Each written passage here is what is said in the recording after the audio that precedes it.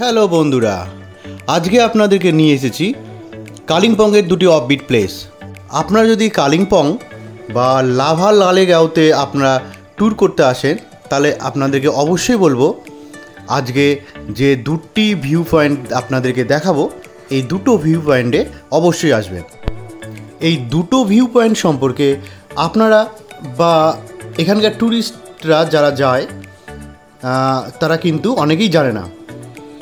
তাই আপনারা যদি কোনোদিনও লাভা বা লালেগাঁও বা কালিম্পং যদি আপনারা ট্যুর করতে আসেন, তাহলে এই দুটো ভিউ পয়েন্ট কিন্তু আপনারা কোনোদিনও মিস করবেন না। আমরা এখন যে মনেস্ট্রিতে আছি সেটির নাম হচ্ছে গুম্বাদারা মনেস্ট্রি। এটি প্রথম ভিউ পয়েন্ট, এটি একটি অফবিট প্লেস। এই মনেস্ট্রিটি লাভা থেকে 13 কিলোমিটার দূরে, আর আপনি যদি কালিম্পং থেকে আসতে চান তাহলে 37 কিলোমিটার দূরে অবস্থিত। কালিম্পং থেকে আপনার 1.5 ঘন্টার মতন সময় লাগবে। হঠাৎ করে ক্লাইমেট খারাপ হওয়ার জন্য দেখুন চারিদিকে মেঘে ঢেকে গিয়েছে, ফলে আমরা মনেস্ট্রিটি ক্লিয়ার পিকচার আপনাদের সামনে দেখাতে পারছি না। দেখুন সারি সারি সেই পাহাড়ি ফুলগুলি, অপূরূপ লাগছে দেখতে।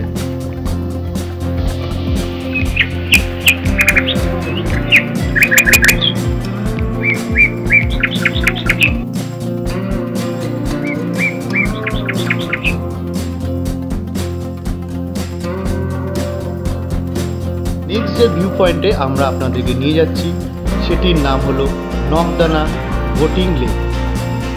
এটি এখান থেকে মাত্র 5 থেকে 10 মিনিটের রাস্তা। তো চলুন সেই নকদানা পয়েন্টে।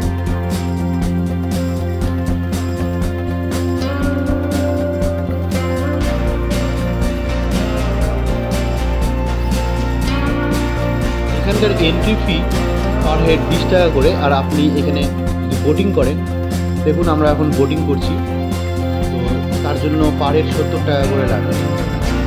এই নকদানা ভিউ পয়েন্টে কিন্তু জাস্ট কিছুদিন হলো এটা তৈরি হওয়ার।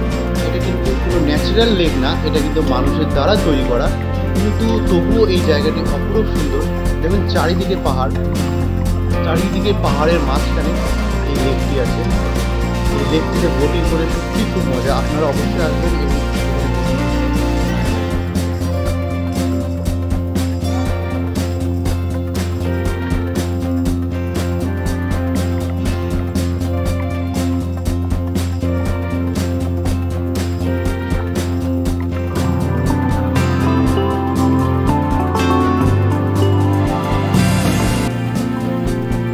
এই লেকের আকর্ষণীয় হলো এই মাছগুলি। দেখুন রং বেরঙের মাছ এখানে প্রচুর পরিমাণে আছে, প্রচুর মাছ আছে। দেখুন আপনাদেরকে ভিডিওতে দেখাচ্ছি। তো আপনারা যদি আসেন অবশ্যই এই মাছের খাবার নিয়ে আসবেন উপর থেকে। তো আজকে যেহেতু বৃষ্টি পড়ছে, তাই জন্য ওই খাবারের দোকানটাও বন্ধ আছে। তো আমাদের দুর্ভাগ্য যে আমরা খাবার দিতে পারলাম না মাছগুলোকে।